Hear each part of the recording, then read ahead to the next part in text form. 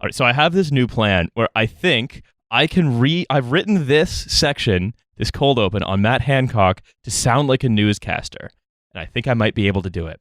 Commenting on the government's controversial rescue plan for embattled short-haul carrier Flybe, Health Secretary Matt Hancock said he believes the public can carry on flying as before, despite the declared climate emergency.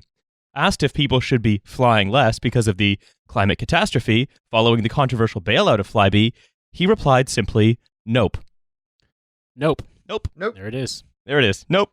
Next question. Now, there is a bit you want to get into about Matt Hancock's theory of flight. We, the health secretary continued, should use technology to reduce carbon emissions. For instance, electric planes are a potential in the not-too-distant future.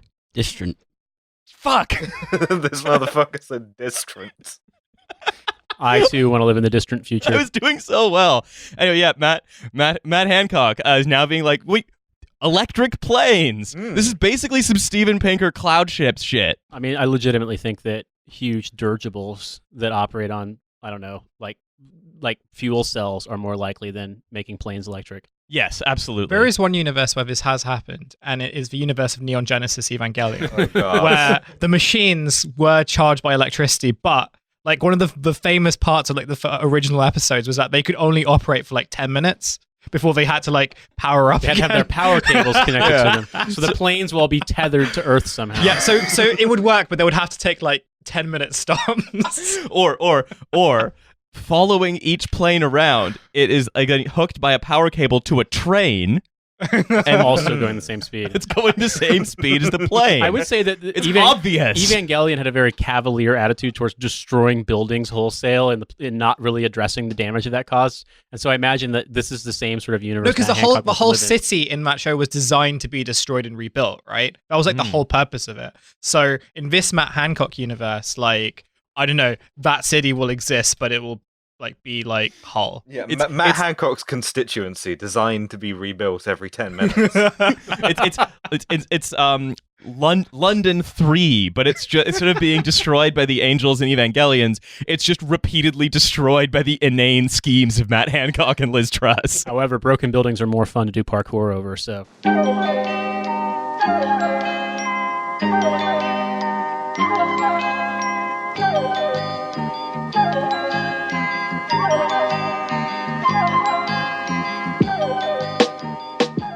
Hello and welcome back to this free episode of Trash Future, that podcast you're listening to right now. I am in the basement here with Hussein. Hi. Nate on the boards. Hello. Alice calling in from catastrophic apocalyptic Glasgow. Yes, that's right. Storm Brendan has like washed over us, and now everything is under like 40 feet of water. 40 feet of water. And everyone's turning trans as a result. Of course, yes. But it's Storm Brendan is deluging Glasgow with water and saying, why do all these buildings not want me to let me wet all the people inside? I think it's discrimination against a storm. Gale Force 1984. And we also have joining us today a friend of the show, Tristan Cross. Tristan, how's it going? It's going all right. Thanks for having me. I love that reconsider. I'm gonna go early 2000s beer commercial, but Yeah. then I'm gonna say just something very nice. Well, that's my normal polite opening to people. Yeah. I love that. It's just a Pavlovian kind of response I have. Well, I personally, I think we could I'm not all doing a bit. I'm just. we could all do to learn a little bit more from the state what's up of Parliament. However, Great segue. we have a lot going on today. I want to talk about a little bit of investment nonsense, as I always love to do, because I've gone deep on another S1 filing, and I'm very excited to share that with you. And also, we've decided today we're going to meet our new overlords. We have some profiles of the interesting cast of characters of the new Tory MPs that have been elected in former Labour strongholds in the North and Midlands. Yes, I and teased this on the stream on election night, the Doom stream, where I said that I was excited to find out what all of their new foibles were. there are so many foibles. They're all foibles. It's just a bunch of guys who've never worn a suit that fits, all of whom have like that sort of strange bowl haircut but in their 40s, and they all of them just have different kinds of business that should be illegal and like are exploiting just constantly like manifold different loopholes in labor laws. One of them also seems to have a payday lender, so we'll get to that. Awesome. But first, let's. Well, I don't know if it's a payday lender. It seems to occupy the same space. We'll get there. However, first we have to talk about Casper, the $1.1 billion loss-making mattress podcast subsidizer. How is this a company? It's just one ghost. Now, so this, but it's a friendly ghost. They had building that brand. I'll never forget this, and I'm just going to say it now because I want people to look at this in the context of Casper's enormous marketing budget, which I know you'll get into. Despite their enormous marketing amounts of money, they did a bus campaign in London, and they didn't think to change the text or the copy to suit the pronunciation in Britain of the letter Z. So all of the whole theme of the ad was like, it's a breeze to catch some Z's, except people in Britain would say Z's. It's a bread. It made no sense. It's a breads to catch some Z's and it's just don't care. Just dropping money on TFL ads. Yeah. Look, it's the most rational system for allocation of resources. So you're about to alienate a potential revenue stream. Oh no, we already reached out to them, and they were like too busy kind of funding the Pod Save America empire. Right. They were like, "How many of you are called like Tommy?" And we were like, "No one." None. And they just like shut the door on us. Yeah. They were like, Is "Look, it Tom's? it's the John. The Johns. It's Okay, the Johns. No, Sorry. but none of whom have an H in the name." But sadly, there was they're already fielding a call on hold from Ian Dunt trying to get it to finance the Romaniacs. So. Casper mattresses would totally finance the Romaniacs. Can't wait for the Romaniacs gaming stream. That's going to be great. I worry about the Romaniacs. I feel like we joke about them, but I think at like this year the Romaniacs will kind of transform into something like absolutely chaotic, and none of us are expecting. Well, they were already Romaniacal. Right? They're at the limit of Romania, and I don't know where they go from here now that it can't happen. Yeah. It's going to go to some weather underground. They're afflicted shit. by this condition, and I don't know what they can do. I feel like the only thing they can do at this point is either like pivot to like full transphobia, or like become even like just go like full tanky. I mean, they could become the Rejoiniacs. Yeah. Oh shit! I mean, or they could just become the Remainophrenics. So back to Casper. This is from the overview of their S1 form, which, just to remind everyone, that's like the big piece of paperwork you have to submit to the Securities and Exchange Commission in the States if you want to become a publicly traded company. The sex one, to prove that you've had sex. Yes, Hussein. The Sex 1 form. No virgins on the NASDAQ. Only chads. So, we believe sleep is rapidly becoming the third pillar of wellness and is poised to undergo the same massive nutrition transformation. What are the other two charity, pillars of wellness? prayer, the Hajj, sleep. Drink water. Big beats, party all the time, Yeah. sleep. Crystals. Crystals is one of them. I love it. Just getting that shirt from Human Traffic. It's eat, sleep, rave, repeat, and it's like, look, we've been focusing too much on the rave element. We're What about moving that up. That's getting bumped to second. Yeah. Sleep. Let's move to third. Yeah. Eat, rave, sleep. So we believe sleep is rapidly becoming the third pillar of wellness and is poised to undergo the same massive transformation that fitness and nutrition have. I think as markets. But like, I that's a fundamental misunderstanding of like fitness, which requires a lot of different varied equipment. Nutrition, which requires a lot of different varied things. The way that capital has managed to like transform these things is just by fitting them into tubs. You just get a tub of like powder that gets you your fitness, and you get a tub of powder that gets you your nutrition. So yeah, where is my sleep tub? Where's my tub of sleep? Whither the sleep tub? Well, here's the thing, Alice. They do, I believe, they No. are very close to making a sleep tub. Fuck off. I will not fuck off. I will instead say, as the wellness equation increasingly evolves to include sleep, so we've gone from like tech theory methodology to like Schrodinger's nap. Like At fucking what point was sleep not considered important? Because there There was definitely- actually, I would argue, in like the tech kind of bubble that we're in. Like, That's it true. wasn't actually that long ago where it was kind of, there was that whole thing of like, you can survive on 5 hours of sleep. Exercise can replace sleep. So why don't you sleep for 2 hours less and go for a run? Well, Thatcher did 3 hours. And yeah, she rarely did anything, you know. And she was great. She was like super suboptimal. She was like super productive. She took her like creatine. It was all good. She was getting yoked. She's getting mad sleep Thatcher gains. is such a cursed fucking bitch. I mean, Priti Patel is basically like wellness Thatcher, right? You're not wrong. Yeah. Oh man. Well, that's a new category of person. I will even though it's not a category of guy and it's just not a category of man, I'm lumping it into kinds of category of guy. Yeah, capital G guy is. I feel like that's not a gendered thing. You've discovered a new guy. Guy get. As the wellness equation increasingly evolves to include sleep, the business of sleep is growing and evolving into what we call the sleep economy. Is this a Markov chain of Frank Drake? Or I would think this sounds like something that you put in like a sort of really hacky cyberpunk novel. Like, there was the day economy, but then council cowboys and netjackers sold their services in the sleep economy. Sort of like the airport books version of like a William Gold or what's his name? I can't remember the name of the author who wrote William Gibson. Yeah, there it is. Yeah, so it's sort of like a competitor to Neuromancer, but it's just really badly written. We are helping to accelerate this transformation. Our mission is to there's some wordplay here. See if you catch it.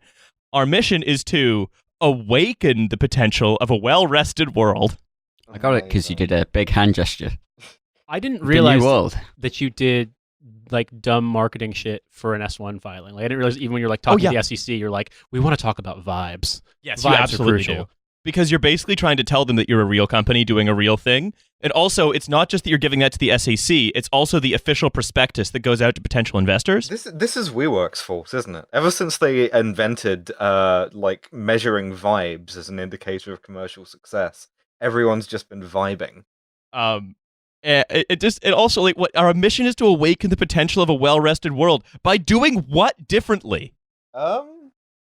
Mattresses. I was just going to say, because I'm going to forget this if I don't say this like right now, but Nick Clegg was actually the guy who like brought measuring vibes into the British government. Because one of his like big things when the coalition government first happened was that like he created like a small unit that was designed, like him and Cameron created this unit that was designed to like measure the vibe unit. well, they wanted to measure happiness. They wanted to measure like how happy people were, but like there was basically no information about how they would do it. But like they invested like a lot of money. I think they had like seconded people from like these like UCL Research Institute to measure happiness, and I don't think anything the came only out tool of they it. had was calipers. But they like I was just thinking about this now. Like he was the guy who brought in measuring vibes into government. Huh. I mean, outsider's perspective, but I don't really know if I would want to calibrate my vibe meter or my happiness meter on Britain as like the standard measurement. Fucking this Moscow. might not be the best baseline model to go off of. Fucking Moscow. They send us shitty equipment. Okay, so here's the next paragraph. It's going to give everyone listening a prion disease. We have endeavored to build a brand that is genuine, trustworthy, and approachable, as well as fun and playful. Through our investment in a sophisticated and integrated marketing strategy, like how they forgot to localize their ads for UK buses, or how their whole strategy just seems to be giving a bunch of money to the Pod Save America Johns, or like the three soy-faced McElroy brothers. I'm very into you just calling... I know there actually are Johns, but I'm just into the idea of you calling things Johns like you're from Philadelphia. No, I was thinking more like the Pod Save America Johns, like there's actually like, it's like a front for a prostitution business. What, it's a front for them buying sex work? I mean, okay, you never know. Allegedly. Here's the bit that's going to give you a prion disease. We engage customers across the entire consumer journey, from our iconic public transit advertising campaigns, subliminal, subliminal, get some Zeds. superliminal, to our napmobiles. No. What? That doesn't sound safe. It sounds like something you'd get kidnapped in. I was going to say the exact, exactly. It's like that's like a cutesy way of... I think it sounds pretty cool. I mean, in theory, the Napmobile should work really well in the UK, right? Yeah. If there's a way for me to move around while I'm asleep, which I presume this is what a Napmobile is, Just invented sleepwalking. Yes. From what Well, like I'm a saying, kind like of like a Riley's bed scream. that's also or one of those Ubers that runs on AI. That's what is a Napmobile. Yeah, I mean that would be at least a useful kind of Napmobile. But in this case, I actually have I have taken a little bit of press coverage of what the Napmobile was like in London. I sidled up to a sleek wooden desk and talked to a nap concierge who was standing next to a silver hotel call bell. All the employees, wearing Casper branded clothing, were scurrying around, fluffing pillows and tidying sheets. Were sporting classic starched PJ tops with red piping. So it's like Willy Wonka, but for going to bed in the middle of the day in like Canary Wharf. Wes So it's basically- Anderson. Yeah, it's like Soul Cycle for sleep if designed by Wes Anderson. But what's the mobile aspect? Well, it's like a truck that goes around with some mattresses in it that you're supposed to sleep on. So it's not mobile while you're asleep. So- So when Casper does it, chip it's van. like it's like entrepreneurship and innovative. But when I do it, it's getting arrested. It's kidnapping. This isn't mob stuff, right? It's a truck It's full of child mattresses. Each pod was loaded with a full-size mattress, crisp sheets, and a wood and white color scheme that conjures a slick spa or Scandinavian house. Think of a miniature IKEA room on wheels. Every 10 minutes, staffers gently woke anyone who dozed off. What? Inventing sleeping in your car. But what? They also wake you up. Yeah, Yes. inventing sleep deprivation. Mm-hmm. Yeah, so it's You go Guantanamo for- conditions. Isn't it, yeah? If you nap, isn't it? There's if you fall asleep for like 5 minutes, you shouldn't be woken up. Isn't there like an amount of time that if you get woken up, I think That's there's a like a lot of sleep. conspiracy by Big Nap. is it? There's a lot of like sleep myths, and I think that one was like debunked because Okay. like there's everyone's like sleep cycle is like inherently different. But from what I like remember, because I edited like something on this a while ago, like short periods of sleep are not good, right? That's why Yeah, Jack Dorsey has been like driven completely insane by living Like, only on yeah. micro sleeps. like I'd love to basically, for health reasons, do the Ipcris file on myself. Just constantly get woken up every 10 minutes. So you go to you go to like a big burger van full of mattresses. Use someone else's car. You sleep in it for 10 minutes. You go out your way to it, and then they wake you up, and you have to leave. Correct. And you get muscled out of the sleep RV by people dressed up in tweed pajamas. There's also a wall-mounted phone where you can listen to people reading bedtime stories to you.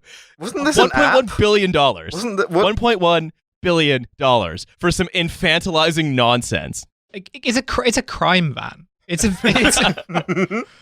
is a pedophilia front. I'm just gonna Yes, say. the- I just think like, there's kid got to be some kind of Napmobile. money laundering in here. Because Oh no, here's the thing, Nate. It is money laundering, but in a legal way, which I'll get into So in a in moment. a boring way. Yeah, exactly. It is effectively money laundering, but it's completely I legal. want this to be an illegal money laundering thing. It would be cooler. I want a guy in a bellhop outfit with like a roll of $100 bills, just like Yeah, I peeling want- them off. If they start, you get in the sleepmobile, Mhm. and then they just drive off while you're Yeah, in it's it. like the fucking keeping the you end of the effectively Long hostage. Good Friday. Like the fucking IRA come out with a pistol. I just like the idea that someone lost an entire container ship full of mattresses and no one's wise about it. So they're like, what are we going to do with all these fucking mattresses? Like, I don't know, man. Make some sleep fans or some shit. Well, I mean, This is personally, downstream of the upholstery thing from OYO. This is where it all ended up. I'm just thinking, like, Alice, you had that really good thread about where you asked people to post up businesses that they thought were obvious fronts. Mhm. I just love the idea that Casper is just like some like Mediterranean restaurant in South Kensington that got way out of hand as a clear Yes. money laundering front. Yes, But- it is very much the fish and chip shop that opened above a brothel to provide cover, and the brothel was not successful, but the fish and chip place was. Since the release of our first product, the award-winning Casper mattress, we have expanded into pillows, sheets, duvets, bedroom furniture, sleep accessories, sleep technology, and sleep services. So, Alice, your tub of sleep is probably not far behind. I want to think about the mattress awards. I want to think about what comedian they got to do the mattress awards. Oh, it was also Ricky Gervais, and he said the same Epstein jokes. I don't want to disrupt the flow, Riley, but I was going to say just a really quick aside. this seems to be like a trend because living in New York, there was a thing like this too. There's the Quip electric toothbrush. Yeah, you mentioned this to me the other day. And they're not worth going good. into. They look kind of sleekly designed, but they're actually a shit product, and all of their money is just spent on advertising. Like, you walk into a subway car in New York, and it's every single billboard in there, every single ad is just one company. It's just Quip or it's Casper or whatever, and it's like it's crazy to me that the idea is like we have this award-winning product. Like, I've never heard anybody be like, "Oh, I love my Casper mattress." Like, for one, it's a fucking mattress. You know, when you hear people say that, you hear soy face guys say that on like the Funko Pop review hour. That's true. This is the best mattress for your wife's boyfriend. I think you guys, you're part of your podcast set. You're in your basements just riffing about, politics and the world today. But if you go to the places I go, the kind of everyman pub, we just chat mainly about Casper mattresses. We just that's what it's like in optimized. towns. Yeah, man. Jess Phillips says, you London elites just want to sleep on your floor in your 5-bedroom house with no lounge. Well, we in if you go to Wigan, me and Lisa and Andy will hold court for a good few hours about the amount of sleep we're about to get on our delicious Casper mattress. Is it even a particularly good-looking mattress? Like how? Oh, Alice, we'll get into that. Okay. But isn't that, without interrupting it? Yes, indeed. Please. Isn't there like a few other basically identikit Casper mattress companies? There's Eve. Yep. I feel like Purple Labs. Purple Labs. I feel like on Purple the tube, something. most of like every other advert, it seems like it's for the same company, but it is different mattresses. But most of the mattresses are from the same manufacturers. Right, so they're all... Because none of these companies actually own any of the infrastructure to produce the mattresses. They just buy it from third parties. Usually the third parties selling the same thing. Yeah. So this is sort of like all the canned tomatoes in America are the same from the same producer. They're just branded differently with different labels, but for mattresses. Your Simpsons reference. It is the pipe that goes into 3 pipes: Duff, Duff Light, and Duff Zero. I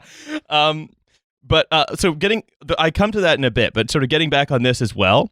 So they say, we design and engineer our products in-house at Casper Labs. We employ a team of data-driven researchers, so the researchers themselves, they are data-driven. Designers and engineers focused on building a better night's sleep through innovative products, such as our Wave mattress with hyper-targeted support technology.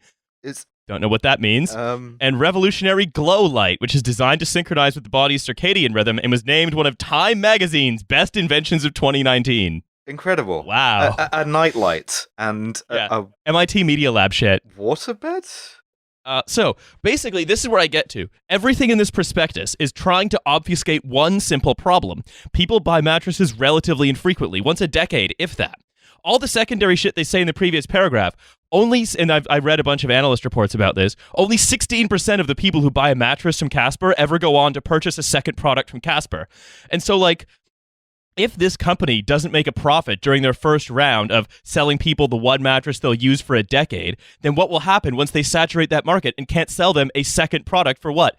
10 years. Oh, and by the way, in their first initial round of selling everyone the big ticket upfront item, they have lost a total of like $232 million.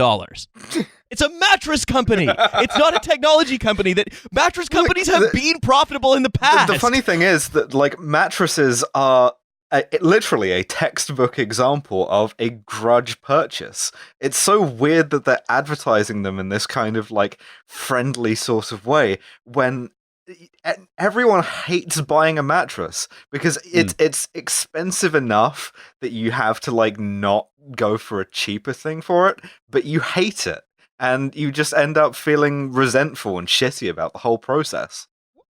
So I have like a kind of anecdote because like, so Casper used to have like its own magazine as well. Yeah, what was it called? So yes, and it went bust because of like layoffs and like lack of union morale. No, they only like ran for a few issues. Van Winkle, that's what it was called. That's such a stupid name. But it was like they wanted to do all these like featured writing about like sleep, right? And like their first issues are really really good. But I think it was just like they kind of created this. They wanted to kind of create this brand around sleep without really like necessarily understanding it. And I think it kind of hits to this point about when people buy a mattress, like they're not buying it in the same way that they would buy like a razor blade, right? Where like. Are you standing for companies that sell razor blades? I stand for no company except for the dick sucking factory. But no, like for all the problems of said razor blade company that may or may not run a magazine, like, you know, people buy razor blades like semi-regularly. They don't do that with mattresses, right? I don't think there's someone that says that like you should buy a new mattress every 6 months. I don't think that people really do that. No. Well, so here's who says that? Right. I don't think that who says that other than the magazine you've been buying? I think the thing is that you're supposed to rotate the mattress every 6 months. That's fine. Damn, that's where all my money's going to. Tristan, you were going to say something. So I guess, you on that kind of,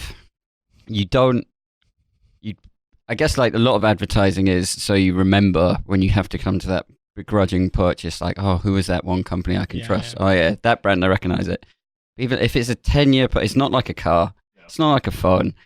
No one's, I find the fact that they're heavily, like, saturated so heavily on the underground, as if someone might, on a whim, be like, actually, I would quite like a new mattress. I'd love to catch some Zeds. Yeah, it's a strange one that feels like, I don't know, especially when most people are renting, like, what landlords don't provide mattresses? I know some bad ones do, is the answer, but that you would carry a mattress throughout like your 10 years of living in and out of London or wherever metropolitan centre. I would throw that in bringing the perspective of just living in New York, is that most places don't provide furniture because of bed bugs being such a huge problem, that like getting an old mattress, like even I've lived in London for almost 2 years, but like it's frightening to me if I'm in a place where like because of the prevalence of bed bugs in New York. So it's weird because obviously like that's a market in America. That doesn't mean there's a market here for that. So the idea that you can just drop that here and you can somehow be like, oh yes, lots of young people in London want to spend their disposable income on mattresses. Like, first of all, no, they don't. Secondly, like they can't really, unless they import the bed bugs. So just every Casper mattress comes preloaded with a pound of bed bugs. I guess I was thinking, so one of the ways that companies that have like, you sell a long-term product that you have to use for 10 years, you build in obsolescence. Yes, mattresses it just has a capsule of bed bugs. Yeah, that release every 6 months or so. Also, like, here's the thing, right? All of the language in this prospectus is trying to obfuscate this one fact that you're bringing up. That it's all trying to say, capsule of bed bugs. So they say, we believe that the way they do that is they have to invent a bunch of stupid nonsense that they just sort of make up. So they say, we believe that sleep consists of more than just the act of sleeping.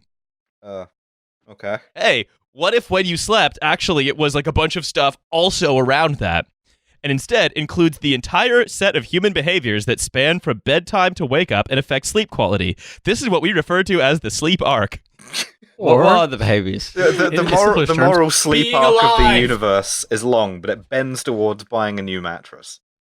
Do people still believe that if you put on like a learn German tape through the night, that by osmosis that you will get German? I'm sure that Casper would be happy to sell you one. I tried to do that once for a language exam, and it did not help me in the exam, but it did give me some really weird dreams. Because you end up in like a period of like not quite being asleep but not quite being awake. So like hearing these sounds is kind of, but in like a particular type of like a level of volume, like really kind of fucks with like your kind of brain patterns during that time. So you wake up really fucked up and you still fail your exam. This is back to the S1 overview. In the first 5 years, Casper experienced rapid growth. We believe our consumer-focused, innovative products, a mattress and a bunch of other shit no one buys, and multi-channel go-to-market strategy, so fucking up your localization catastrophically in a major new market, and then just giving the Pod Save America Johns a bunch of money, differentiate us both from legacy competitors and new entrants.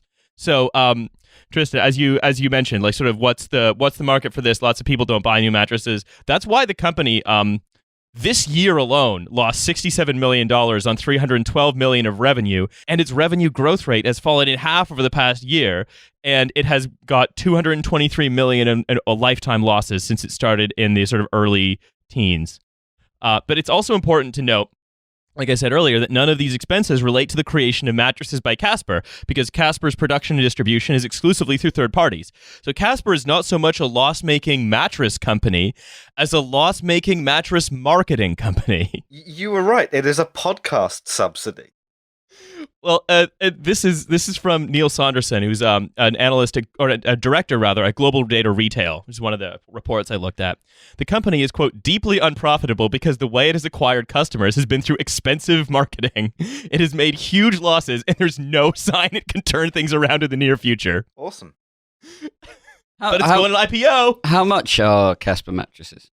They range from, I think, $329 for a single to just over $2,000 for their most expensive model. And are they selling them cheaper than the normal mattress company? No, they're a premium mattress. They're a premium mattress. So, yeah. I'm struggling with it. Yeah, that's £2,000 on a mattress. Well, dollars, American. I mean, still like yeah, 1,500 pounds on a mattress. That's a lot. I feel like the kind of person, if you're at the point in your life where you have an unfurnished flat or you own a place and you have to furnish it, like you probably have a lot of options, and you aren't necessarily going to be swayed by a tube ad that makes it seem like your life will be better if you buy this one mattress.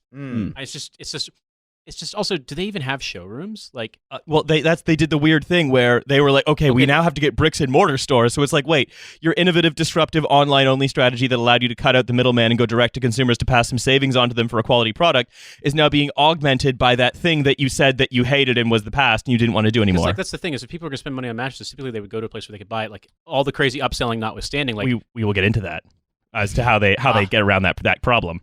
Because how they get around it is stupid. And this is the huge loss-making thing. Okay, please. So, but carrying you just on. go to a showroom and it's just an iPad with a website in it. It's just an episode of Pod Save America. Yeah. So the before we get into how some of the ways in which their business model is super fucked, I also want to go into how they're getting their investment. Because Casper has tons of investment from traditional Sand Hill Road venture capitalists, which is basically just a way of like laundering Saudi oil money. But also a lot of celebrities. So in 2014, the company received $13 million of Series A funding, including investments from Ashton Kutcher, fashion designer Stephen Allen, and the investment group of the musical artist Nas. Awesome. I mean, if I remember correctly, Bono owns like a shopping center in Slovakia for some reason. So I mean, weirder things have happened. Like Ja Rule, like, you know, by this kind of, it's not as bad as Ja Rule. No, it's not that. But Series B included participation from Tobey Maguire and Leonardo DiCaprio, so half the pussy posse. Scooter Braun, Justin Bieber's old manager, and Adam Levine from Maroon 5. That's a lot of like chain necklaces in one room. That's just a lot of guys who are trying to like explain their tattoos to like the Zoomer administrative assistant who's not listening. Our Series B funding comes from like the only people who buy and wear those leather cuff bracelets. Oh my god. So basically, like, the best way to see Casper is like a way for different celebrities to support the Democratic Party in America above normal fundraising limits by channeling their donations to Pod Save America through an elaborate mattress front company. It's a Pod Save America speakeasy. That's incredible. And also, I think it's now time for me to explain a very boring concept from finance, and this is going to go into the returns thing, that will be very illustrative of why, after 2012 in America, it is so legally easy for a mattress marketing company to make an IPO exactly like a tech startup. It started with something called the Jobs Act, which, come on, name at least like Bernie called his the Stop Bezos Act. That was cool. But the Jobs Act, fuck off, which created a category of company called an emerging growth company. And basically every company now is starting up as an emerging growth company. So and this is to do with the way in which you file an IPO and you sell shares to private investors before then in startup capital raising rounds, and to retail investors after you make an IPO. So what is an emerging growth company? So they've taken this from Lexis. Under the Jumpstart Our Business Startups Act, the Jobs Act, which was passed in April 2012, a company qualifies as an EGC if at the time of its IPO, total gross annual revenues were less than $1 billion during its most recently completed fiscal year. So every company. Yes. I know that sounds very boring, but it's incredibly important. EGC status affords an issuer to the ability to enjoy certain reduced disclosure requirements, including providing fewer years of audited financials and reduced compensation disclosure for top executives and reduced corporate governance requirements, particularly around internal controls on financial reporting and say on executive pay advisory votes.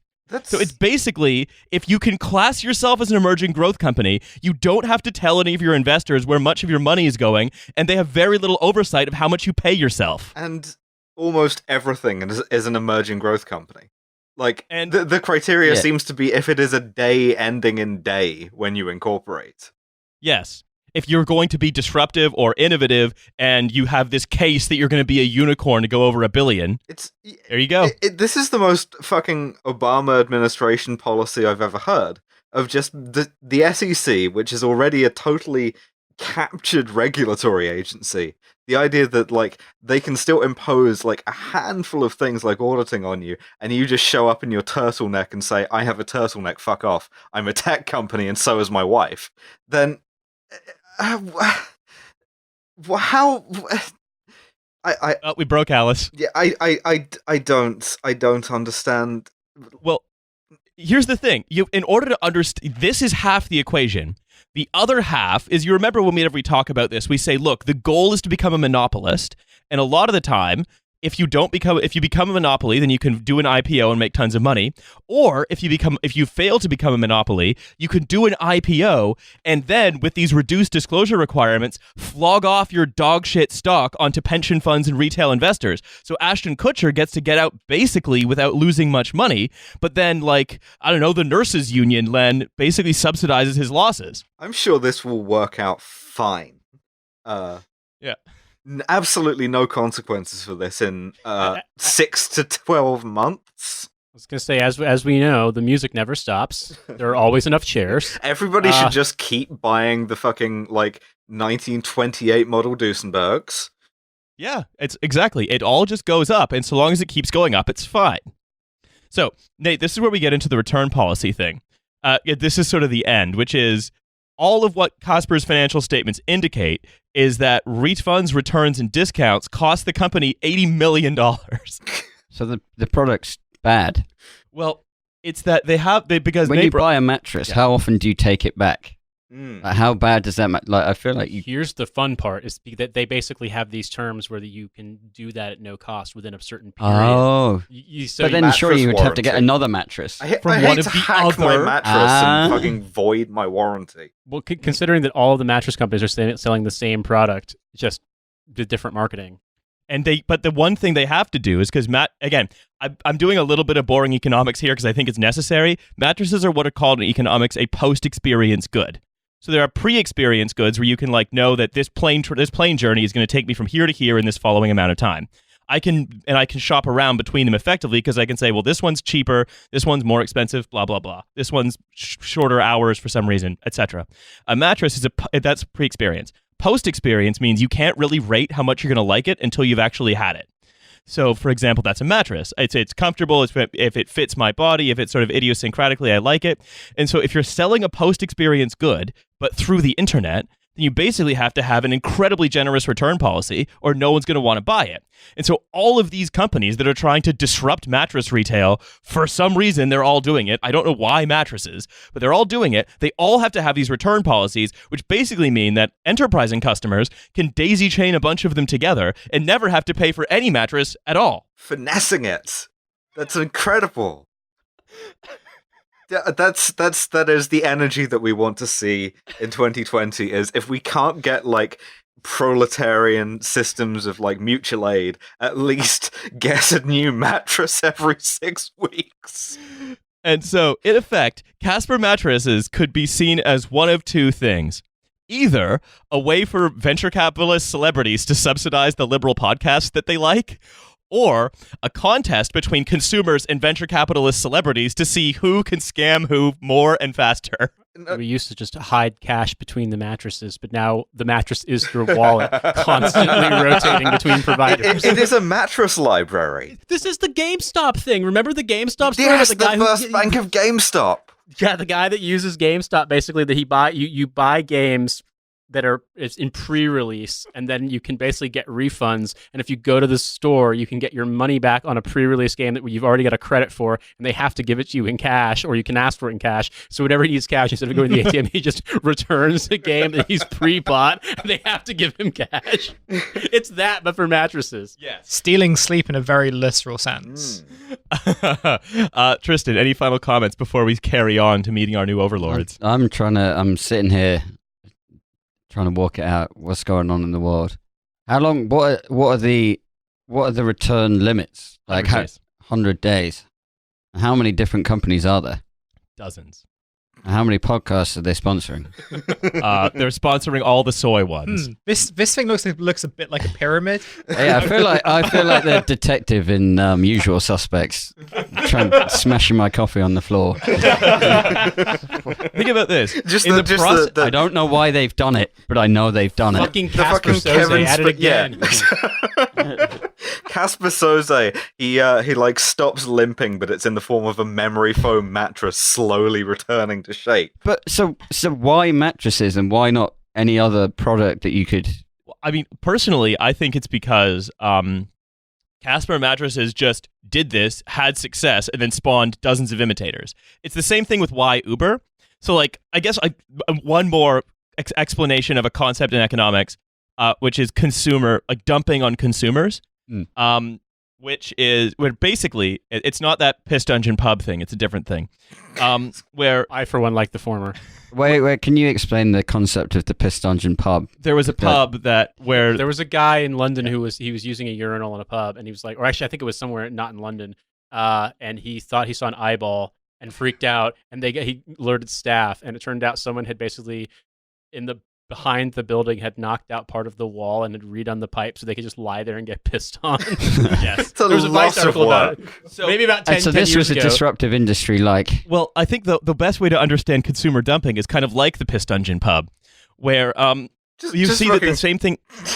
Put that on the happened with preview. Uber. The same thing happened with Uber, right? Where there's this one company that's very, very buzzy and very successful, even though they've never made any money. And they have the one model, which is GPS-based rideshare. Rideshare, that they have also the labor market disruption, et cetera, et cetera. So how that works is that a bunch of venture capital money comes in and subsidizes journeys around London or whatever city you're in with Uber so that they can outcompete public transport and traditional cab providers, which have a different cost structure to do with like the capitalization required to get a medallion. So what then happens is that imitators come in. When Uber's VCs decide they want to stop subsidizing and want to see a profit from having gained this market share, then Uber's costs go up, but then other VCs see an opportunity to come in with a new subsidized rideshare program, Captain, Via Van, whichever other ones, whatever, Lyft, and then those get subsidized. And so essentially what's happening is that we want subsidized transport around cities. It's just that when it's done privately, it's done through consumer dumping rather than publicly, which will attempt to like maximize the utility of the infrastructure to the people who are living in it. So what is different about? So I get the Uber one because they've done GPS ride sharing, but the mattresses, what new thing have they added other than you buy it on the internet? Oh, that's it. Yes. And of all the products they could have done. Yeah. Well, I think because mattresses were pinpointed as the highest cost consumer item. Right. So that the highest cost consumer item that you wouldn't ordinarily buy through financing. Fabergé egg of a mattress. No, I think that's the point too, though, is that I think that there's the kind of pseudoscience behind selling a mattress and trying to create the impression that the 400-pound mattress and the 600-pound mattress, which are probably materially identical, there's something more valuable in it somehow. And so, this idea that you're creating this holistic sleep science wellness shit to basically hawk a product that's identical to basically anything else. And the reason there are so many is that they're all imitating not even the actual success, just the hype of the original, which was Casper. Right. Yeah. And so the high price of the mattress in the first place is because probably not the cost of making the mattress, but the fact that you don't replace it very often. Yes, correct. And so by offering it at this even more higher cost, you assume it's better because, I'm stuck with it for 10 years. Correct. But then you aren't stuck with it because you're getting rid of it after 100. The economy's good, all right? This is The economy rules. the efficiency of the market, all right? That's how it works. So I've done 3 boring concepts in economics explanations. I'm not going to do any more because I'd like to move us on to meeting our new overlords. So, as Alice said, yes, I did. We are fulfilling her promise of getting to meet some of our new friends who we can get to know over the next couple of years. Foibles. So many foibles. So these profiles I've cribbed from various ones to watch list. A couple of them are from the Guardian's most controversial Tory MPs. Some of them are from like the Telegraph or Spectator. Great new Tory MPs. Fucking Guardian article is that. So I've been reading between the lines, and the only reason that none of these people are said to be QAnon freaks is that we just don't know which of the 2019 Tory MP intake are QAnon freaks yet. Yes, journalists, ask them about QAnon. One of them will be, mark my fucking words. But we'll start with an appetizer, because there's 2 categories. There's ones that are like, kind of like displaying a lot of white nationalist leanings, and others that are hilariously incompetent business people. We're going to start, though, with one that's neither, which is the last Cameronian Tory in existence. You fucking laid this out so perfectly. This is Danny Kruger, the son of TV chef Prue Leith. Kruger is a former aide to Boris Johnson and one-time speechwriter to David Cameron. Oh, remember all of those great David Cameron lines? Like, Alice. Kruger. No. Kruger wrote Cameron's infamous hug a hoodie speech. That's I barely remember that. Like, it was shit, but like, I was vibing to that one. Yes, Tristan, you want to tell the listening public about the hug a hoodie program? Well, in fairness to the Conservative government, or they want the government, then the opposition. The hug a hoodie thing was in response to, I think, New Labour's absolutely dogshit ASBO, the antisocial behaviour order, which basically made it criminal to do lots of non-criminal things. It basically criminalized like a lot of like especially young black men standing around outside. So it grouped in. So like you could get an ASBO for arson and like assault and stealing, theft, and paedophilia, but you could also get one for spitting, rudeness, I think, begging, so they criminalize being a rough sleeper, and intimidation, which they use very laissez. What would be the word? They used it broadly, liberally. They used it broadly to basically mean anyone that had been codified as intimidating in a kind of deeply racist and often classist way. So people who wore hoodies would be seen as, because they were wearing a hoodie, as intimidatory, and then they were getting ASBO for that. So the hugger hoodie was in response, in a rare, the Conservatives being on the right, but I don't know. I'm about to say they were on the right side of history, but don't worry, Tristan. I have some more quotes from Danny Kruger that will show that they may have been like right in some small way, but fundamentally and substantially were crazily wrong. Sort of like Matt Hancock unintentionally revoking the ban on grime performances in public venues. They want you to hug a hoodie, but only if that hoodie is legit supreme. Yeah. So this is from a Spectator article. Fake hype This is from a Spectator article Danny Kruger wrote justifying the hug a hoodie speech in 2008. Quote, can we get a little breaking news stinger when I signal for it? Thank you. Today's aristocracy, the elite who make the culture and policy, so no, like, just putting those together, saying that the policymakers and then, like, rappers are the same people with the same responsibility, have a similar duty to the aristocracy of Georgian London to provide charity and moral leadership. How well did Georgian aristocracy do at that? Well, they had uprightness. That's true, and very, very little grime. And now that was summarizing the previous paragraph, so that's in square brackets. But most obviously, we need to change the way that people at the very bottom of society are paid, which is true. And then we're going to do the thing where he could have stopped writing there, because instead of stopping writing there, he goes on. Through the drug trade and the welfare state. Sorry, fucking Martin Amis. Every dog in Tower Hamlets just looked up. It's just... Between them, these things wreck the natural reward system, which, without them, would incentivize responsibility through simple economics. But the drug trade is simple economics, and it does incentive. Now, can we please put the breaking news stinger in here? Middle-class students and professionals who buy drugs from young black men. I was one of them once. God forgive me. What, dude? What? Okay. A very ordinary sentence to write. Yeah. Wait, what's that? Cool. I got fucking off my face. Please forgive me, God. It was so good. I used to buy drugs. I'm an MP now. So whoopsie doodle. We need to put their vaunted social conscience into practice and stop paying people to be criminals. And politically, we need to reform welfare to promote activity, not passivity. Fatherhood, not just fathering. And local leadership, not state provision of everything. We have dog whistles. I'm calling this the Pull Up Your Pants Act. Unconditional, unlimited welfare smothers ordinary responsibility. I love the idea of, like, you have to stop paying people to be criminals, as it being like football. You know, if you're really a criminal, you just do it for the love of the game, you know. But also, like, when was the last time they had unconditional welfare in this country? It was a long, long time ago. Never. Yeah, I was just saying that.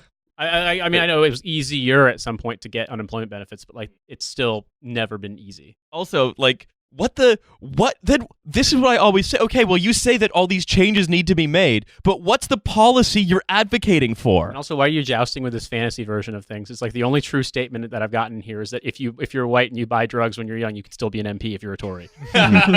So that's Danny Kruger, who I'm sure that's going to come back to haunt him. Often does with these Tory MPs. Yeah, it often does. Remember they often see consequences for the things they said. Yeah, in their previous life, and that really ends a lot of their careers. Here's another Tory MP who I'm sure will face some consequences for stuff they've said. We're transitioning into the saying some awfully white nationalist stuff section of the second part of the program. Transitioning into that. Fuck, I forgot I can't use that word. Blair White. The MP for Carl McCartney, the MP for Lincoln, apologized during the election campaign for sharing several posts from Tommy Robinson. Okay. I bet they were just like normal, everyday posts from Tommy Robinson. McCartney, who is this Tommy one, Robinson was like, hey guys, what was the one song you used to play when you were 12 years old? 90s kids will remember this. Quote tweet with your what was best your celebrity craziest job interview? Tommy Robinson, just like describe yourself with the last 4 images you have saved. That was kind of a thing, wasn't, not to interrupt, but didn't you say that, Hussein, that Britain first started out by doing like animal rights advocacy, and then once they had the Facebook followers, they're like, by the way, deport all Muslims. Yeah, they got like huge tractions because even though they were doing the deport all Muslims thing, they found that they would get most of their follows and shares whenever they used to just post stuff about animal welfare and cruelty. So it'd be like, this dog is being beaten up by its owner. Follow if you would want to see them hung from the Tower of London.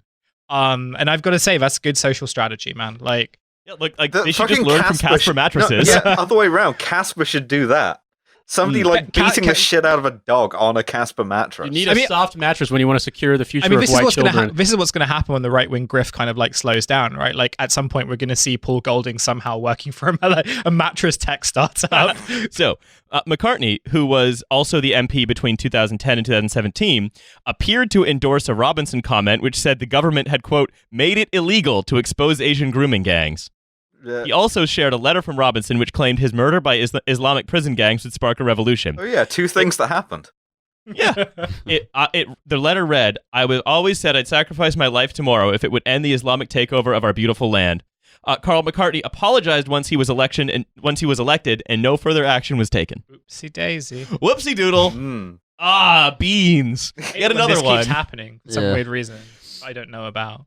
Lee Anderson, who we've actually talked about before because he's the guy that like planted the fake door knock responder to talk about how he wanted to like make just make minor criminals or like bad tenants or bad employees or whatever wear a pink fuzzy tutu and basically do David Clark shit. And he wanted people to live in work camps basically. He said homeless people or like council tenants should be made to live in work camps. Yeah. So the Guardian. I don't think he even gave them like it wasn't even going to be a camp. It was just like some field where they're forced. Where even is he MP for now? What's the constituency? Ashfield. Oh, So, delightful. The Guardian, though this is not sort of white. Lee Anderson is not in the white nationalist section. He's just in the idiot section. Mhm. It's just like your dad unintentionally becoming fascist. No, yes. Or intentionally. Yes. can This say. is a your dad thing. He was warned about his conduct by the Tories after posting a comment in Facebook in July 2018 showing a photo of him staring at the chest of a female canvasser in a vest top, captioning the photo with, "Out with some great knockers tonight in Skegby." Roy Chubby Brown, as a commandant, became an MP. That's what. Why is fascism being led by the twin demons of like Tommy Robinson and Sid fucking James? Yeah. I mean, if fascism in Britain was always going to be Benny Hill fascism, that's just that's what it's become. Yeah, it's basically he's like he is. His politics were made by the Sun, but specifically Page 3. That's where we are. So little captions using briefs. Where it would always be like, "Oh, someone's left the super glue out when someone's touching stuff." I used to work in print. Okay, that used to be the funniest caption. Where someone's holding like a wall, they're posing against a wall. The caption would say, "Someone's left the super glue out." Oh, so it's like they're glued to the wall. That's a Pornhub category. Yep. Stepsister glued to wall, dressed as Navi. So I'm gonna go back. I'm gonna dip back into Why would she the white. be dressed as an Irish railway worker? So I just think that's so great. Where it's just uncle sexuality. Where it's just like it's the kind of sexual expression of just an uncle who gets a little too drunk at a family gathering and makes everyone quite uncomfortable. Understand the reference? I thought you were saying dressed as a character from Avatar or something like That's that. what I thought That was too. what That's I what it was- was. yeah, Okay, cool. okay. Yeah, I wasn't sure. So here we're going to go back into the white nationalist section, or makes white nationalist statement section. Sally Ann Hart, who's the new Tory MP for the marginal seat of Hastings. I thought she was Sabrina. Melissa Joan Hart. So shared a video with an image implying that George Soros controls the European Union, and then liked it. Tropes. Then liked a Nazi slogan on Facebook, Tropes. and then liked a comment left underneath the video that said "Ein Reich," a Nazi slogan. Tropes. Normal. I don't know if that's a trope. At this point, that's not a trope. No, we're just everything is just a trope now. Like One of the tropes. We've reduced everything down to that level, and it's staying there. This is tropes. One of the tropes of being fascist is liking things that say, a like, if classic you are sort of fascist. possibly unintentional anti-Semitic trope of being an anti-Semite. The Conservative Party has launched an inquiry into the post, which was then later expanded after Hart endorsed a blog post by an anti-Islam activist claiming Muslim organizations are trying to brainwash young Americans. Was it Pam Geller? I don't know. Probably. And then, I assume. And then at an election husting said that people with learning disabilities should be paid less than a minimum wage because they don't understand money. Oh, yeah, I remember that. Yeah. All those things that we thought were like going to sink these candidates, and then they won. Yeah. She said her comments had been taken out of context, but apologized for causing offense. So I'm sorry that when I was all over that Nazi shit on Facebook, that you got offended. Mm-hmm. For doing tropes. Yeah. So these are the really miserable ones. I want to go on to the more fun ones now. The like just there's just like wild people who've just done some like Wild West business shit. Aaron Bell, a TV game show fanatic who won Krypton Factor in 2009 and then was part of the team that won Only Connect. He read PPE at Oxford and is passionate about urban regeneration and cracking down on antisocial behavior. What the fuck is a Krypton Factor? The Krypton Factor. What? Never heard of it. The what? What? It was just a game show. I find it like quite distressing that if you've ever had to spend time watching the kind of daytime game show kind of stuff, and you get invested in these people doing well, you know, as a kind of vicarious. Well, you're not doing well often if you're sat at home and you want someone else to succeed in the world. Yeah, you get very into Pointless or whatever. Yeah, you're like, I hope this guy gets enough. He wants to take his mum on holiday, or he wants to buy that thing. And if he just does it, I can experience that victory through. But actually, those people might be going on to being the very people who are imposing sanctions on you. In a later life, they win with their money from Only Connect or whatever it is, and the Krypton Factor. In fact, Tristan, he won £25,000 on Deal or No Deal, which then allowed him to put a deposit down on a house. So that must have been, 20 years ago when that would have been a deposit on a house. So you're basically watching the origin story of the people who are in a few years down the line are going to come and fuck you. Game shows are a real problem. I However, love having my home office application rejected by Arthur Chu somehow. So here's the thing. This is not the funny bit about this guy. The funny bit about this guy is that he made his career working for Bet365, but then set up a financial technology firm which employs more than 40 people in the constituency. Now, here's the thing. This is an article from either The Telegraph or The Spectator, so they don't say what the financial technology firm is. However, this is Trash Future, and I always do a little bit more research than they do. I found out what the financial technology firm is. Are we ready to hear about it? Oh, yeah. Yes. The firm is called Divide By, and they offer 0% interest consumer purchase financing. Oh, good. Or a loan shark. Yeah. Or a loan shark. I guess I feel like everyone who's sort of involved in online gambling has a side hustle that is a loan shark. That's the only thing that sort of makes sense, right? The only thing that's surprising me is that this isn't dumber. I'm surprised that it is actual online gambling and not Counter-Strike skins gambling. No. So just to be clear, Bet365 was his job, and then he helped set up Divide By. These are two separate entities. I see. Okay. And so Divide By, basically it allows you to finance the purchase of anything. But usually it's used for couches or whatever. It's essentially a hire purchase platform, so you can do hire purchase without going to a hire purchase company. A hire purchase is, of course, one of the most evil, destructive, and unsustainable forms of credit ever. Yeah, you get your stuff repossessed. Yeah. Cool. So what was the game show he won? He won Deal or No Deal. He also was on the team that reached the final of University Challenge and Krypton Factor, and also Only Connect. That's improbable. Someone's got to look into this. With that money, he set up a payday loans company. With that money, he bought himself a house, and then he helped set up basically what appears to be a hire purchase firm. And I've read some of the reviews of them. One review goes, they only know how to pressurize and harass people. Another review goes, I've made nearly 89 phone calls to Divide By to amend my payment from $139.99 to $99.99 as the initial item was out of stock. Unfortunately, it's been nearly 5 months and the issue hasn't resolved as of yet. So it seems like they're also deeply incompetent. And that's part of it, which is you basically get people into these agreements and then you administer them poorly. Hey, and then he created 40 loan shark jobs in his constituency, all right? You need to respect the entrepreneurial. Oh, Lord. I like that. It's just, if people, when that Chris Tarrant bit on Who Wants a Millionaire, where it's just what are you going to use the money for? And they always say something heartwarming. If people were just kind of upfront, I want to subjugate people. I want to use the money to basically perpetrate misery on a great deal of people watching this at home, and then later life I'm going to parlay my success into becoming an MP who's going to perpetuate these kind of cycles even further. I feel like that would add a bit more jeopardy to kind of... You may not realize it, but by giving me this prize, you've invested a great deal in cuntishness. Yeah. Right? This will pay dividends in the future. You have begun a process that will end with some nonsense in Parliament. Because that's the bit on the chase. You never want the chasers to win. Because you're oh, come on. The quiz people don't need to beat this little guy, the person from home.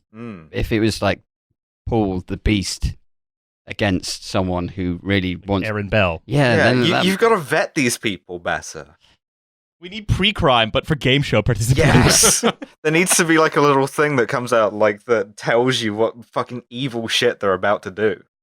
So, I'm going to go on to the next one. Stuart Anderson, a former soldier and new MP for Wolverhampton Southwest. 5 years ago, he received an illegal dividend from a security firm he founded called Anubis Associates. It was a hotel. Which he's a white hotep, which went into administration owing £271,000 in back taxes. The firm, which was supposed to train security guards, was wound up, but then it was noted that Anderson had given himself £54,000 in unlawful dividends on the basis of future profits, which were never taken.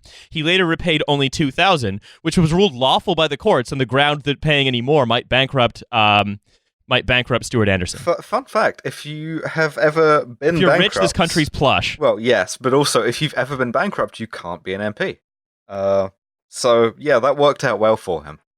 Yeah, it's super lame niche recursive joke, but you could say this is the first time that HMRC was hollering about the Anubis. Like 3 people are going to get that, but God damn it, I will aim for it. At the time of the election, he also ran another startup called eTravel Safety, which actually received £500,000 from the EU through a regional development fund. We don't know how much of this money he subsequently paid to himself in dividends. Yeah, but it's just weird that as soon as he got elected, Wolverhampton South started to see construction of a giant pyramid using a system of corvée labor. So I thought that was very funny. Again, just like real sort of dodgy builder energy. Yeah, but also, I like the Hotep thing. I like the idea that this guy's campaign literature was like, vote for Stuart Anderson and he will propel the chariot of the sun god Ra across the sky every day. I want to go with the last one, though, and I saved the last one. That this is the best for last. Jamie Wallace. So Jamie Wallace is reported to have resigned as a director of a firm called Quickie Divorce. Yes. Yes, that's pure like Tory home counties energy, right? Well, that's not pure Tory home counties energy. It's pure new intake Tory MP from the Midlands energy. We are going like the Instagram Tory is a new kind of Tory, and it's going to take shape over time. Yeah, like the American version of this would be like boat dealership scams. But like, yeah, absolutely. We have everything here is more dismal, and so now it's going to be like Quickie Divorce. There's like more to this as well, from what I remember. There is Hussein.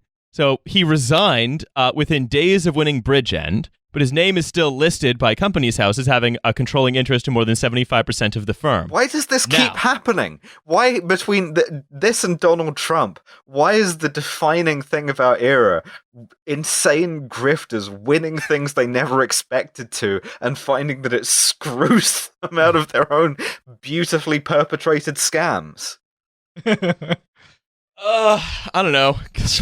Maybe that's the... And why do they maybe always get... Maybe it's a DMT thing? Yeah, and why do they all get away with this? It's a DMT thing for sure. We've all died a while ago and we're sharing a dream. Yeah. So, one of the recommended resources listed on cleanbreakco.uk, a website run by Quickie Divorce Limited, was to Sugar Daddy Introduction. Now...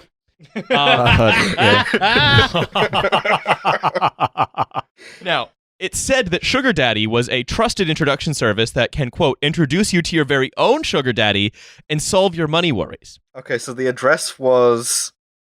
Very funny. It has ceased trading. Oh, god damn it. Sorry, Alice. So, despite the... Now, this is also reported by BuzzFeed. Wallace told BuzzFeed News that he had nothing to do with the Sugar Daddy site. However, the site was run by a company controlled by a former director of Quickie Divorce Limited.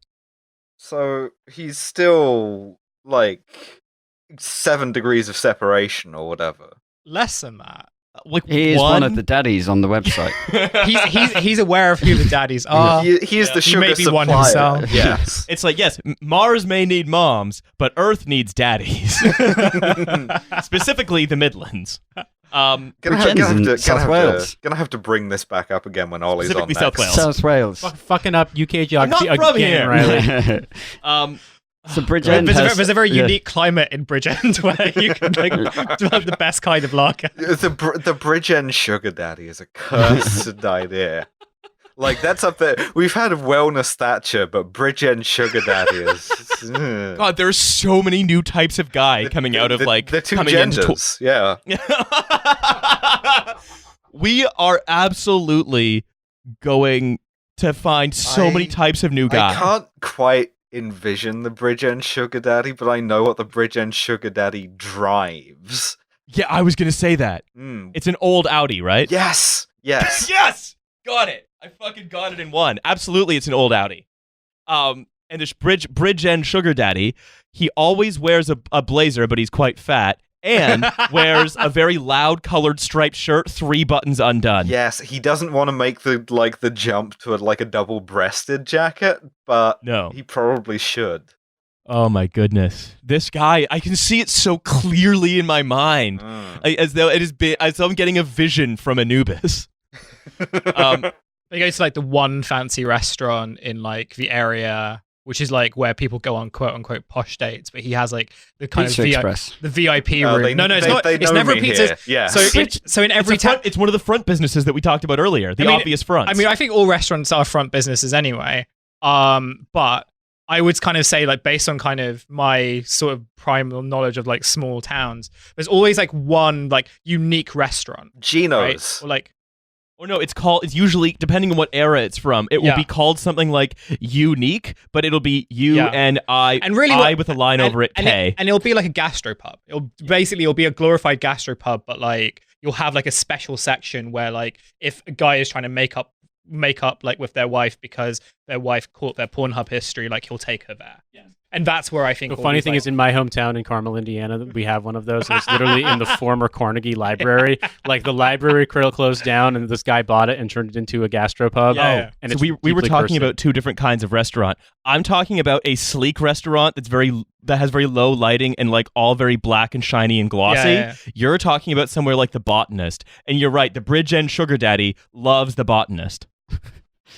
From my every restaurant is a front. That's my take. From my knowledge of South Wales, growing up there, born and bred, the big restaurants would always be these carveries that are on the side of like the flyover motorway as you leave town. Yep, Tristan just embarrassed us with the obvious correct answer. That's where he goes. He's taking an 18-year-old like aesthetics student, like esthetician beauty student, to the carvery. Absolutely. Love a harvester sugar daddy. But yeah, you were saying before, there's so many of these MPs that have basically become MP by mistake. Yeah. They just kind of did it for to show how many votes they took off Labour, show how popular but not they win. were.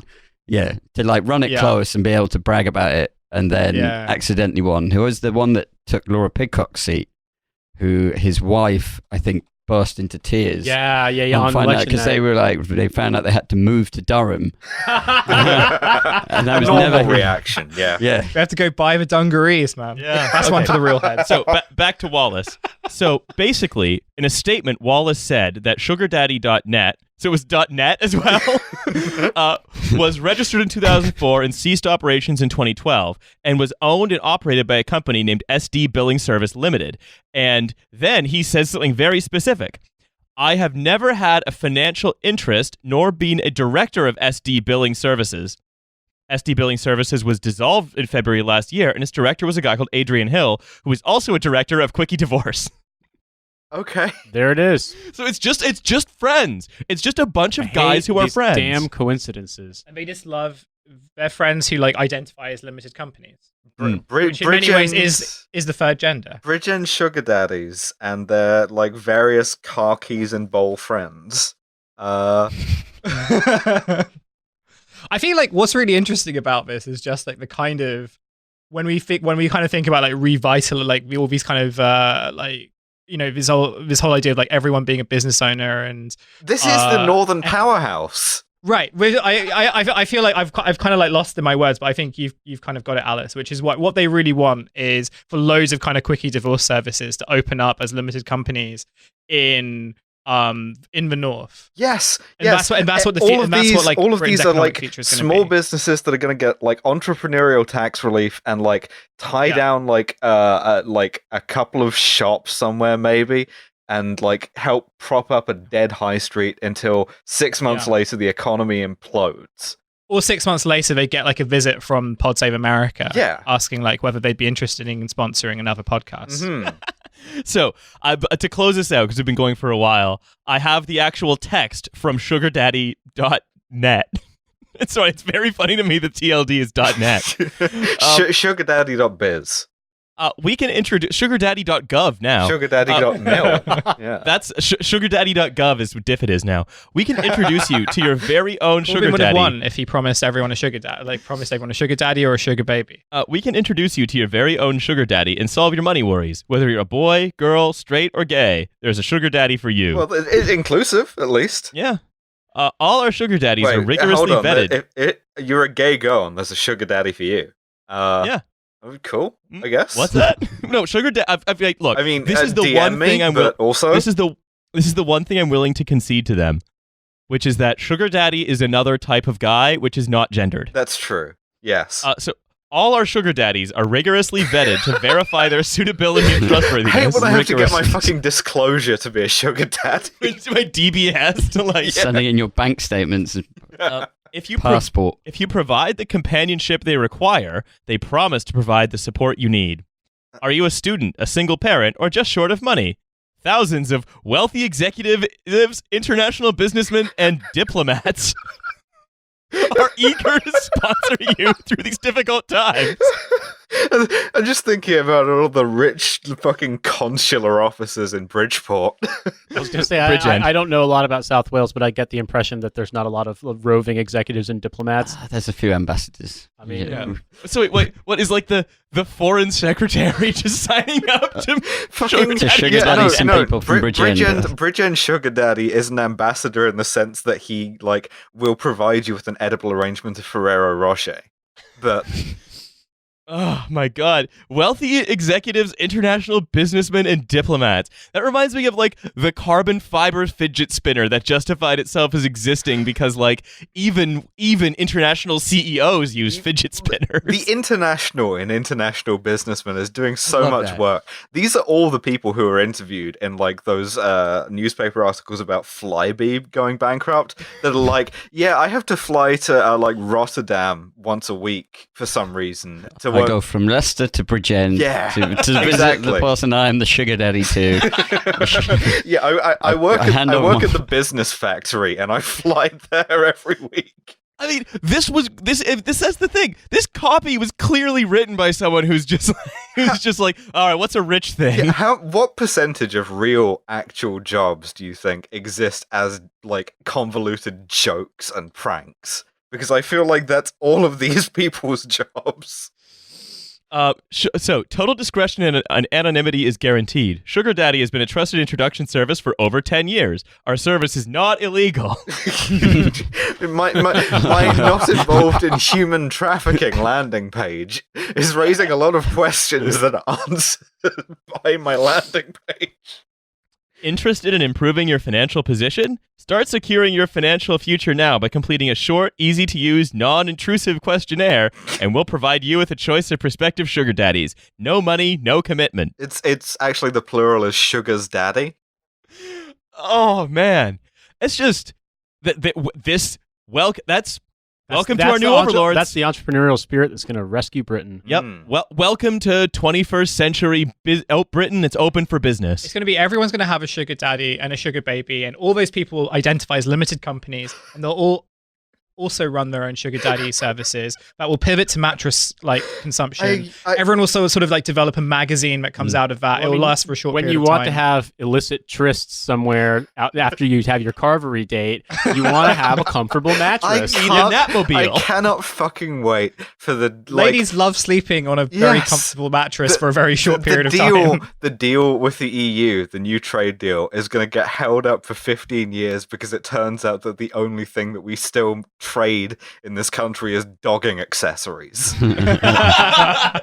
It's just dogging accessories and various kind of like things that are a lot like payday lending, but not legally payday lending. Yeah. And just Tommy Robinson letters. And there we go. Any politician who says, we're better than this, is lying. Yeah. Just like the notion of being someone that adjacent to some sugar daddies who may or may not be, diplomatically, and then they go into government as a Tory MP, where of course you could rebrand the state, the welfare state, as a sort of elaborate sugar daddy scheme, and then maybe rich people would be a lot more comfortable if the idea they were being financially dominated somehow by welfare claimants. Listen, look, though, we are cancelled though because if you operate a sugar daddy website, you are a sex worker, and that means we cannot criticize you. Oh my goodness. Man, this has been a tough episode to do. I'm feeling real bleak after this one, folks. Do you remember the picture that came out? My favorite of the things that we thought were going to sink Tory candidates before the election, of Richard Drax, which fucking Bond villain ass name. Great name. Great name. I'd vote just for the name. Yeah. Having his branded Land Rover Defender, of course, parked across 2 disabled parking spaces. Yes, I remember this. Yes. Yeah, and he won. So yeah, that's here's the thing. Look, right. This is.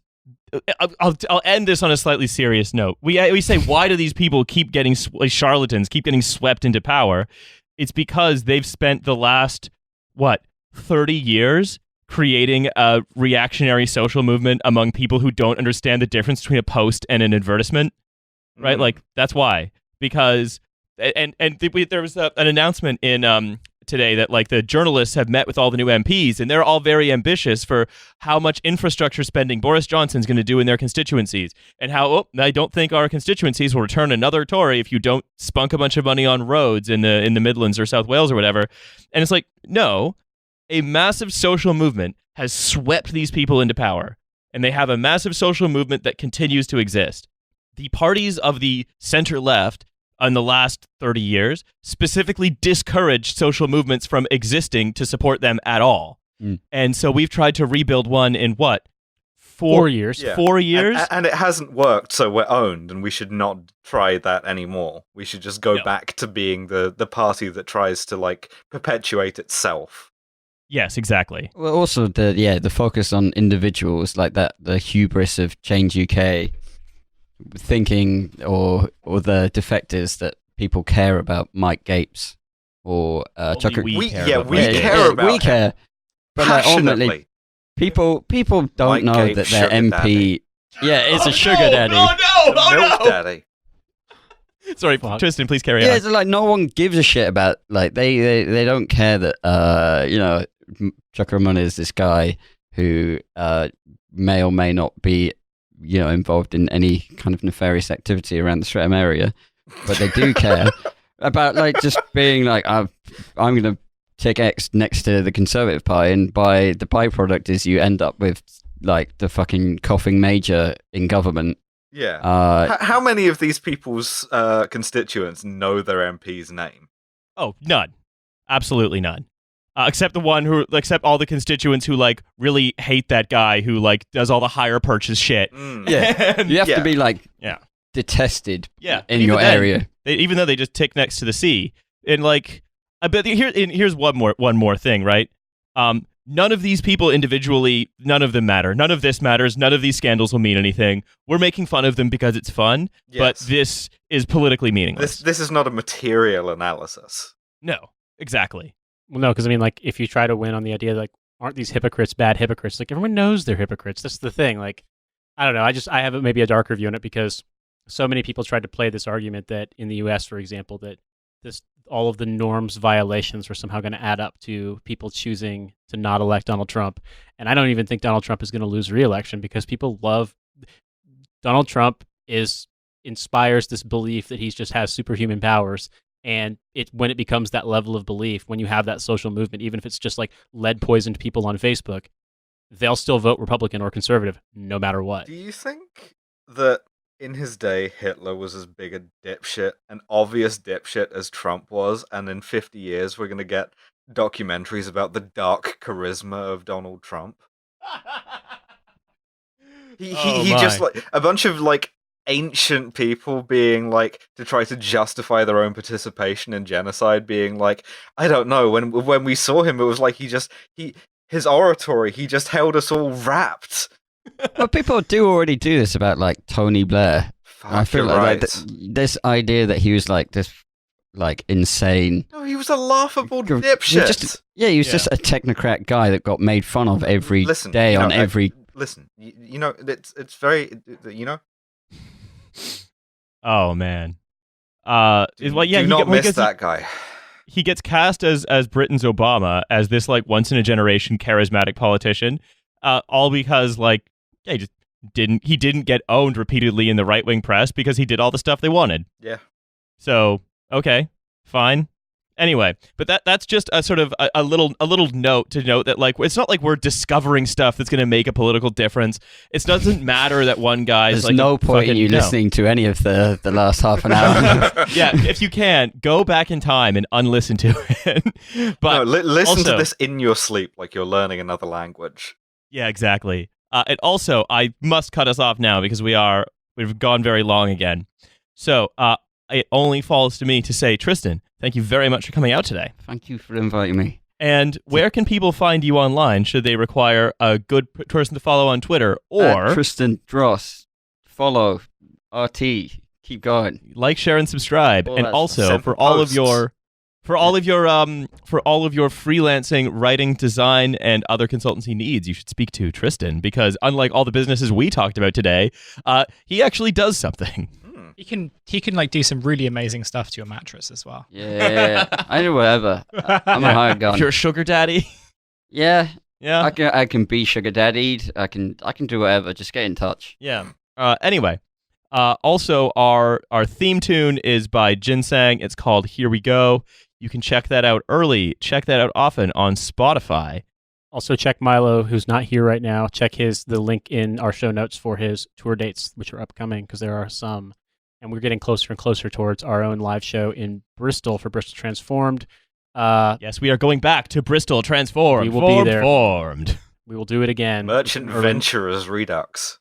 Date will be firmed up later, but it is in early March. We will be going to Bristol Transformed, and we will be praying to the head, hair, and toenails of Edward Colston. Yikes. It's a deep cut. Look out for game stream announcements coming soon. Games will happen. Yes, we're going to play games. Anyway, also, this is a free episode, so if you don't want us to have to get a bunch of like Ashton Kutcher's money through Casper, do make sure to sign up on the Patreon, $5 a month. I want us to play on the stream. I want us to play like original Halo against the Romaniacs. Okay, yes, that also is fun. We will do that at some point. Have like a tournament to see who wins the left. All right. I'm going to say goodbye, everybody. Bye, everybody. Yep, Later. bye.